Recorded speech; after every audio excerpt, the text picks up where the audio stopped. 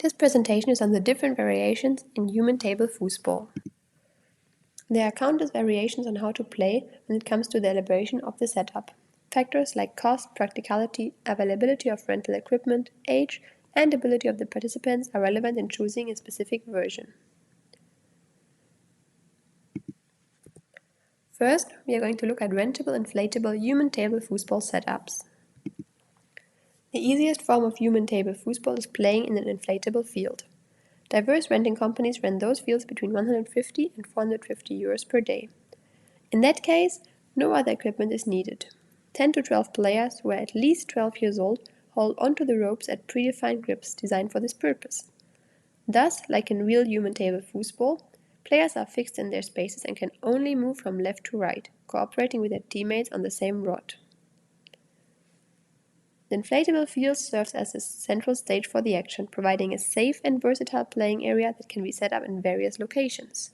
The size of the field varies, but ranges somewhere around 14 to 7 meters, with goals up to 2 meters high. As the entire structure is inflatable, rods are padded, and the ball is soft, this version of the game might ensure the most safety requirements. Especially when playing in an inclusive environment with sighted people and those with visual impairments, this might be an advantage. Participants, who are typically aged 12 and above, engage in the game by holding on to predefined grips. The age limitation is relevant as communication and careful consideration of people sharing rods is very important. This setup mirrors the mechanics of traditional foosball, allowing players to maneuver from left to right while working together with teammates. Disadvantages of this form of table foosball are the price, the availability of rental companies, and the need for electricity to use electric blowers.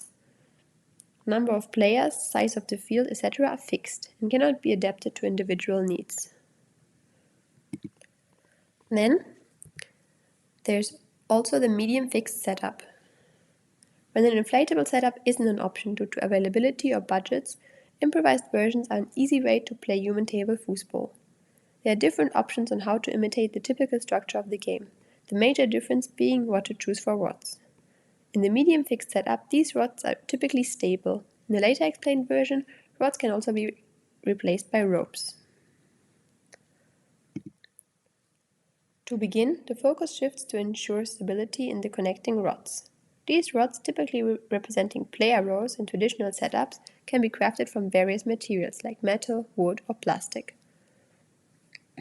Unlike conventional setups, where rods are affixed to the sides of the playing area, in this improvised version, players stand freely.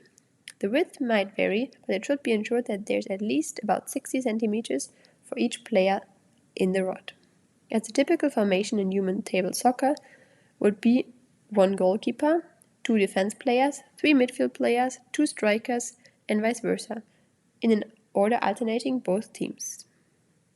Next, it is important to establish fixed player positions. Players mark down lines along which they are allowed to move from left to right, effectively mimicking the stationary nature of traditional table soccer. To mark these lines, one can use pre-existing lines in a gym, chalk on an asphalt floor, or again, traffic cones on both sides of the field, indicating an invisible line. This not only adds to the strategic depth of the game, but also maintains the essence of the original idea. The lines should be far away enough so that players will not kick each other, but reach the ball. A distance of about 1 meter should be a minimum. One notable advantage of this improvised version is its adaptability to varying numbers of players. Whether it's a small group of friends or a school class, the setup can be easily tailored to accommodate the number of participants, ensuring everybody can join. A fun variation is the implementation of 2 players mimicking the people standing on opposing sides of the soccer table. There can either be 2 people on each side, shouting where they want the players to move, or 1 person per end of each rod, being responsible for this specific line of players.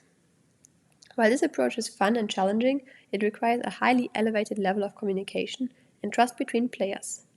It might be fun to add this version after mastering the original rules. Finally, the simple setup of human table foosball is relatively easy to set up and ensures complete availability for all kinds of groups. The main difference to the version explained before is the leaving out of rods entirely or the use of ropes. Players can hold onto that rope, which changes the dynamics of the game remarkably.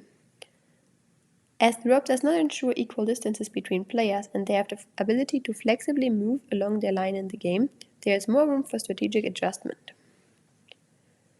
It is also possible to adjust the number of balls used. When communication functions well or the number of players is higher, it makes sense to introduce a second or third ball to keep players engaged. The designated playing area is prepared with precise measurements and clear markings using cones and paper tape. As in the medium fixed setup, there should be at least 60 cm per person in width and about 1 meter per rod in length. Boundaries should be very clearly defined to maintain focus on the action and prevent disputes. In an inclusive game, it is important to represent a mix of sighted and visually impaired players in each team. This deliberate balance fosters collaboration and mutual support, with players learning from one another's strengths and experiences.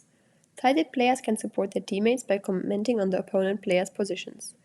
Players with visual impairment will be remarkably better in recognizing the ball's position due to the ring and can share this information with their teammates.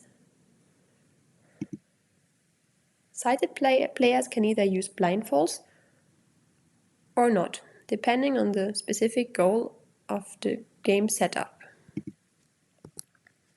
Thank you for your attention. The next presentation is on challenges in human table foosball.